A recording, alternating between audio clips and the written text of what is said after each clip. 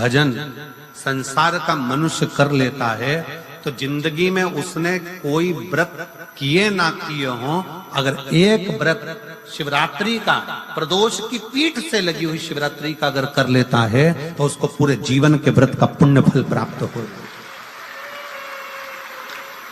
एक व्रत शिवरात्रि का प्रदोष पर्यंत की, अर्थात प्रदोष की पीठ से जुड़ी हुई। अब अगर आप कोई ब्राह्मण से, अगर कोई विद्वज्जन से, कोई पंडित जी से आप पूछेंगे प्रदोष कितनी बजे लग रहा है, वो बताएंगे फिर प्रदोष लगने के बाद प्रदोष कब समाप्त हो रहा है, तो जिस दिन 26 तारीख हो रही है उसमें लगाया, दोनों की पीठ मिल रही, दोनों।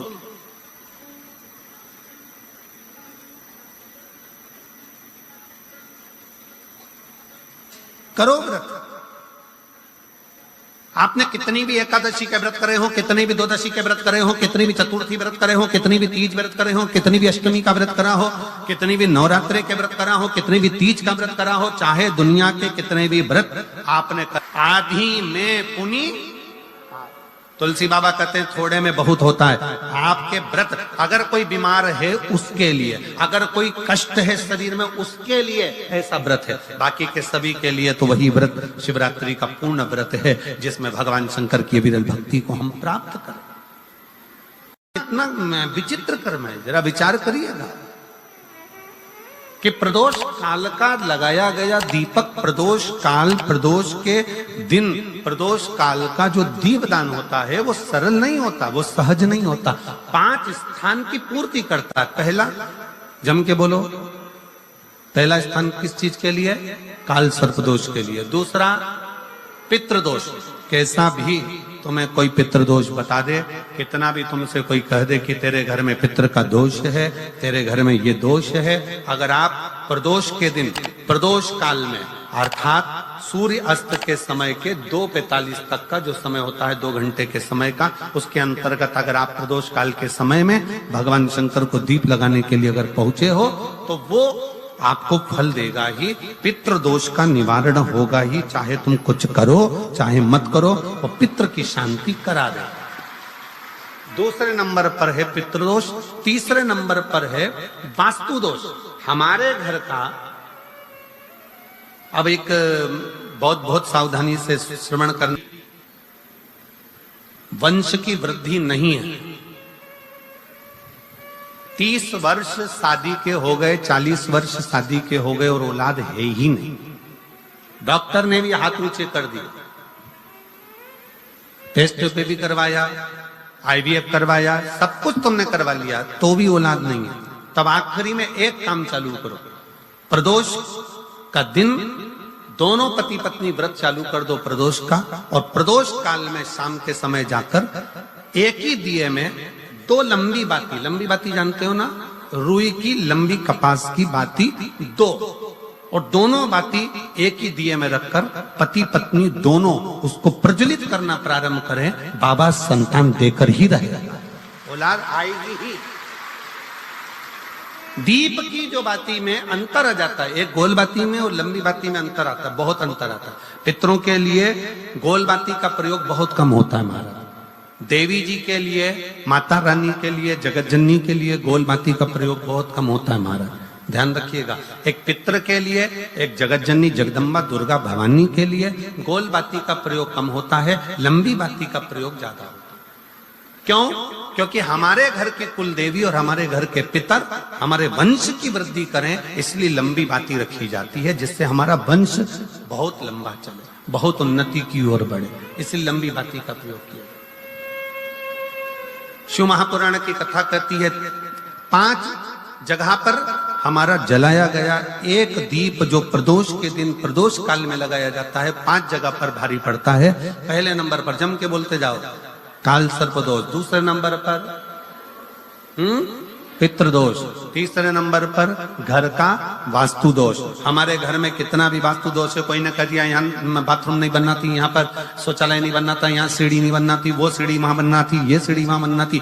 तुम पूरा घर तोड़वा के देख लो, उसके बाद में जैसा वास्तु वाले हैं वैसा करा कर देख लो, उसके बाद भी तुमको शांति नहीं मिले तो समझ लेना कि तुम्हारे घर में अब वास्तु दोष तो तुमने दिखाकर समाप्त कर लिया, फिर भी वो समाप्त नहीं हो रहा, तो प्रदोष काल का लगाया गया प्रदोष के समय का दिया आखिरी में वास्तु दोष को भी समाप्त कर देता है और उसमें भी फल प्रदान करता है।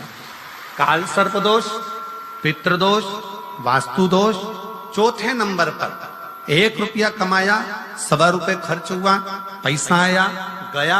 ये चौथे नंबर का व्यापार में थोड़े दिन दुकान अच्छी चली, थोड़े दिन बैठ गए, थोड़े दिन काम चला, थोड़े दिन बैठ गए, गाड़ी चली थोड़े दिन फिर बैठ गए, अर्थात हमारी फैक्ट्री थोड़े दिन चली फिर बैठ गए, कहीं ना कहीं तकलीफ, थोड़े दिन खाते थोड़े दिन रोते वाला चल रहा है। तो प्रदोष काल का, प्रदोष के समय का दिया इस दुख को समाप्त कर कर रेगुलर एक जैसी सांझी, एक जैसी लक्ष्मी की वृद्धि करते चले जाए, प्रदोष काल का दिया। और 5वें नंबर का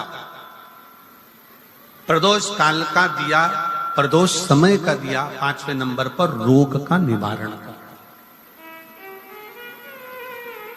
रोग निवारण।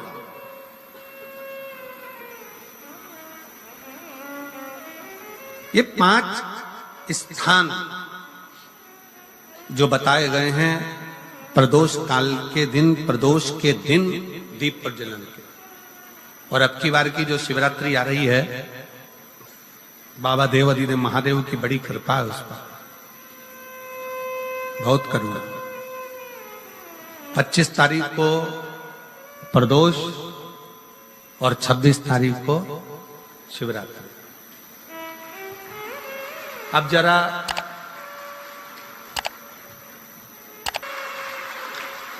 एक व्रत शिवरात्रि का प्रदोष पर्यंत की, अर्थात प्रदोष की पीठ से जुड़ी हुई। अब अगर आप कोई ब्राह्मण से, अगर कोई विद्वज्जन से, कोई पंडित जी से आप पूछेंगे प्रदोष कितनी बजे लग रहा है, वो बताएंगे। फिर प्रदोष लगने के बाद प्रदोष कब समाप्त हो रहा है, तो जिस दिन 26 तारीख हो रही है उसमें लगाया, दोनों की पीठ मिल रही है,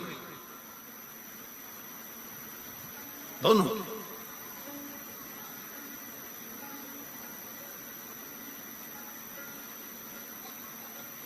करो व्रत।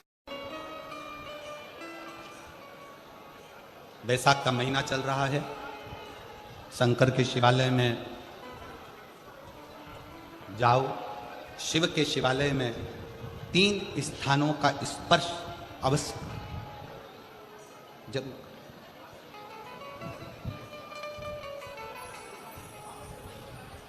किसी किसी मंदिर में शंकर जी के शिवलिंग को छूने नहीं देते, जैसे दक्षिण साइड में, साउथ में। तो अपने ही घर में जो शिवलिंग है उसके 3 स्थानों का स्पर्श अवश्य समझिए।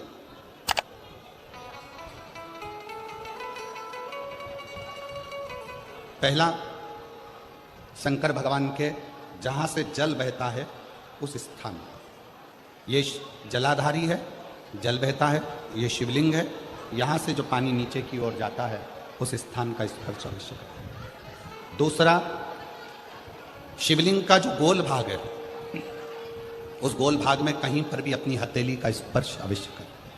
तीसरा, शंकर भगवान के शिवलिंग का जो ऊपर का भाग है वहां अपने अस्त्र का स्पर्श अवश्य करें। तीनों स्थान पर ब्रह्मा, विष्णु और महेश का स्मरण करते हुए जब बैसाख महीने में आप शंकर भगवान को जल समर्पित करें। शिव जी को जब बैसाख के महीने में जल दिया जाए तो दोनों हाथ से अंजलि में कलश रखकर शंकर भगवान की अपने हाथ की अंजलि में जल रखकर शिव जी को जल अवश्य समर्पित करें।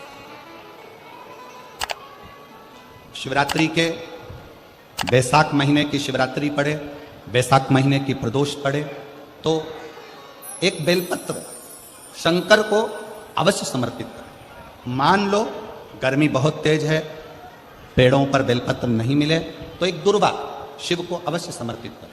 मान लो बहुत तेज गर्मी पड़ने पर, यहाँ रतनगढ़ में तो हम देख रहे हैं रजी रज धूली धूल इतनी है, मिट्टी इतनी है कि यहाँ तो दुर्वा मिलना भी बड़ा मुश्किल है, तो एक चावल का दाना शिव को जरूर समर्पित करो, उतने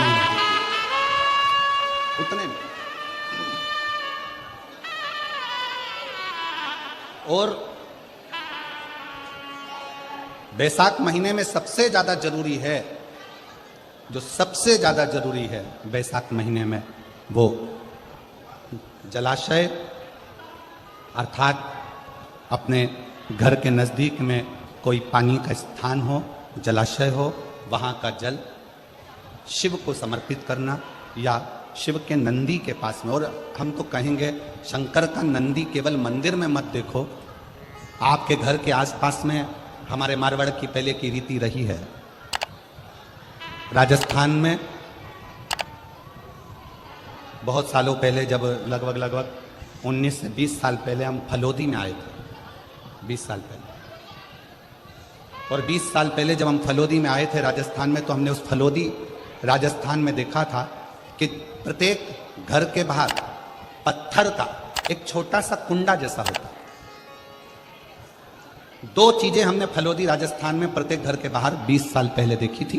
एक इतना बड़ा कुंडा पत्थर का जिसमें लोग भोजन रख देते हैं, और एक बड़ा सारा कुंडा जिसमें लोग पानी भर देते हैं, जिससे चिड़िया, पशु, पक्षी, गौ माता सब उस पानी को पीती रहे और आपका और हमारा कल्याण होता रहे। इस भाव से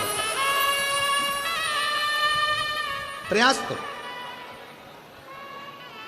शिव जी को तो जल समर्पित करो।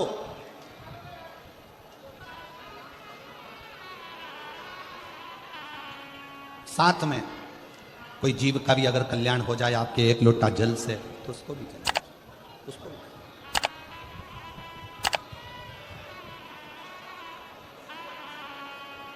शंकर भगवान ओघड़दानी शिव, जिनका चढ़ा हुआ जल केवल मात्र स्पर्श, आचमन, दर्शन आपका और हमारा कल्याण कर देता। अपने दुख को, अपनी तकलीफ को, अपने कष्ट को किसी दूसरे के दरवाजे पर जाकर कभी मत करो, कभी मत।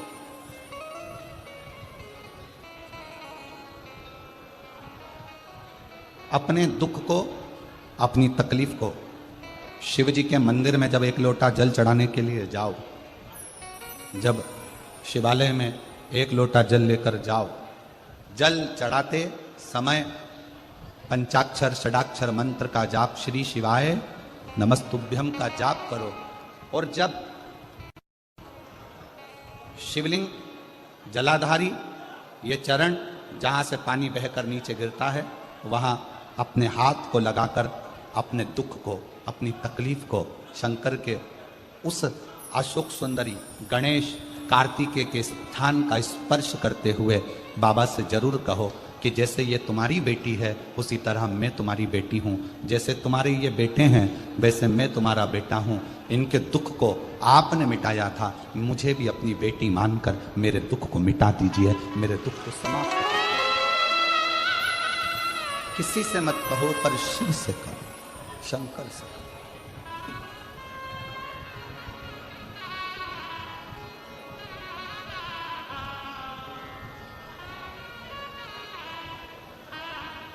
जब आप चरण पकड़कर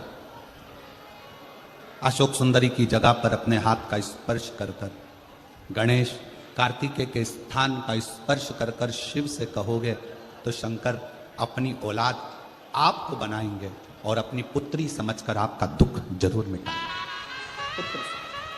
से श्री शिवाय नमस्तुभ्यम ज्यादा नहीं तो 11 बार तो निकाल लिया करो। ये शरीर, ये हृदय, ये चित्त, ये वृत्ति परमात्मा के चरणों में जाती है।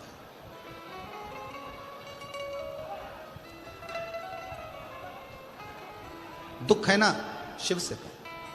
पुरुष में और स्त्री में एक बहुत बड़ा अंतर है। पुरुष में और स्त्री में एक बहुत बड़ा अंतर है।